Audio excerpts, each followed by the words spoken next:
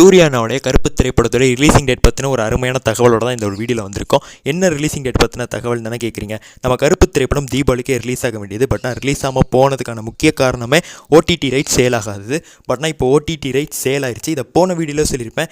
ஆனால் நான் போன வீடியோவில் சொல்லியிருப்பேன் எந்த நிறுவனம் எவ்வளோ ரூபாய்க்கு சேல் ஆயிருக்கு சொல்லி அடுத்த ஒரு வீடியோ பண்ணுறேன்னு. அந்த வீடியோ தான் இது. அது என்ன அப்படிங்கிறத நம்ம வந்து பார்க்கறதுக்கு முன்னாடி நம்ம சூரியனுக்காக வாட்ஸ்அப் குரூப் வச்சுக்கோ. அந்த வாட்ஸ்அப்பில் உங்களை மாதிரி 500க்கும் மேற்பட்ட சூர்யா ஃபேன்ஸ் இருக்காங்க. சூர்யா ஃபேன்ஸ் இருக்க வேண்டியதான் தான் லிங்க் இல்லாமல் இருந்தால் எப்படி லிங்க் டிஸ்கிரிப்ஷன் இருக்குது, உடனே வந்து ஜாயின் பண்ணிக்கோங்க.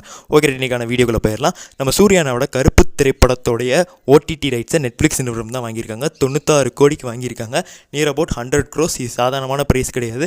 இது சூர்யானோட மாதம் நமக்கு எப்பயுமே காட்டுறது தான். ரெட்ரோவையும் இதே மணிக்கு 80 கோடிக்கு வாங்கியிருந்தாங்க. இப்போ 96 கோடி. அவரோட மார்க்கெட் கொஞ்சம் கொஞ்சமாக ஏறிக்கிட்டே தான் போகுது. அதுக்கு ஒரு கிளியர் எக்ஸாம்பிள் இது.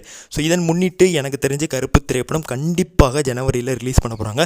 நம்ம 2-3 நாட்களில் ஷூட் ட்ராப் முடிச்சுட்டு ஷூட் ட்ராப்பை வந்துன்னா நமக்கு வந்து வெளியிடுவாங்க. அதுக்கடுத்து நமக்கு வந்து ரிலீசிங் டேட் பற்றின அப்டேட் தான். செகண்ட் சிங்கிள் கிடையாது. நீங்கள் செகண்ட் சிங்கிளை பற்றி ஆசைப்பட்டாலும் நிறுவனம் இப்போ ரிலீசிங் டேட்டுக்கு தான் அதிகபட்சம் பிளான் பண்ணுவாங்க நான் நினைக்கிறேன். உங்களோட ஒப்பீனியன் என்ன அப்படிங்கிறத கமெண்ட்ஸில் பதிவு பண்ணுங்கள். எனக்கு தெரிஞ்சு ஜனவரி 23ஆம் தேதி ரிலீஸ் பண்ணிடுவாங்கன்னு நினைக்கிறேன். நன்றி, வணக்கம்.